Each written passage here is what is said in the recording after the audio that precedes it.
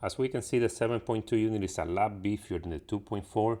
So if before this was tight to work with, this is going to be even worse. That's why I wanted to remove the muffler and the shield. I've already had the batteries disconnected for a couple of hours. You have a battery in the back, and of course disconnecting the main battery.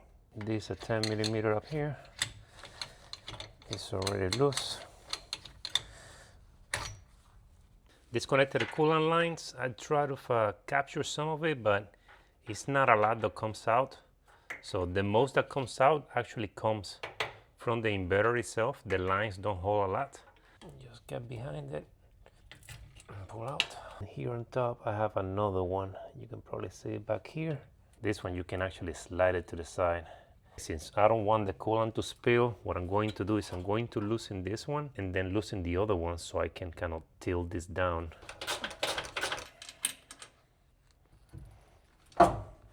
Okay, so it stays in place. It's got a tab that keeps it in place.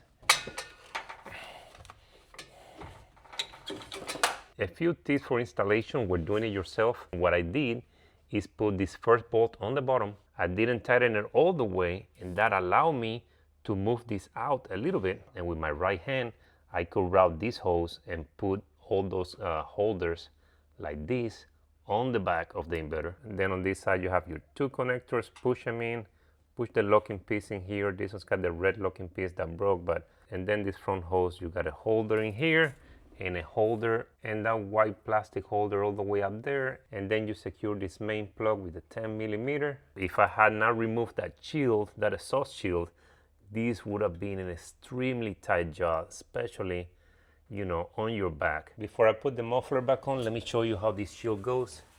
So the shield back here, it has two bolts with a path through, so easy to reach.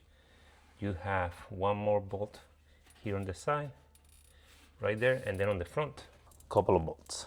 This is easily the hardest part of the install, and that is the exhaust. As you can see, the exhaust, it has to be turned to be pulled out and pushed in. So the best way to do it by myself is put that back portion over the axle. The axle has some lines, so you have to be careful. And then we're gonna put this main support in the middle. This is the main. Once you put the exhaust through that one, it's kind of supported in place. Now you have to push it all the way past. But to do that, if you have this hanger in place, it's not going to allow for the exhaust to rotate, because the exhaust has to rotate like this or counterclockwise to be able to go into that slot. If you have that tailpiece connected, it's going to create extra weight that is not, it doesn't let the exhaust rotate.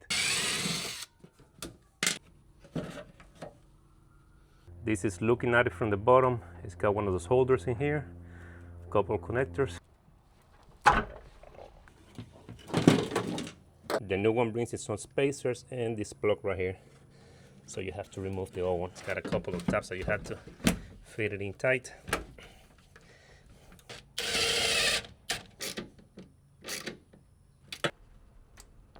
Wow, okay, that was a pain to put through. I'm actually going to reuse some of this coolant that I collected. For the coating, you may not need it, but I have a battery charger connected just in case.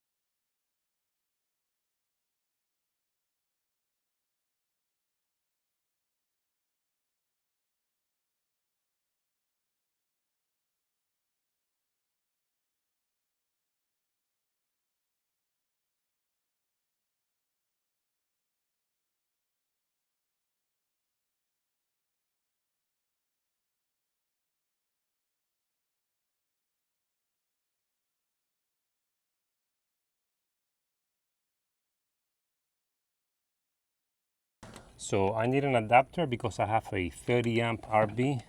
So I'm gonna check, and I should only have 120 on one leg. There you go. So only 120 on this leg. So I already verified that I'm getting 120 on 2 legs.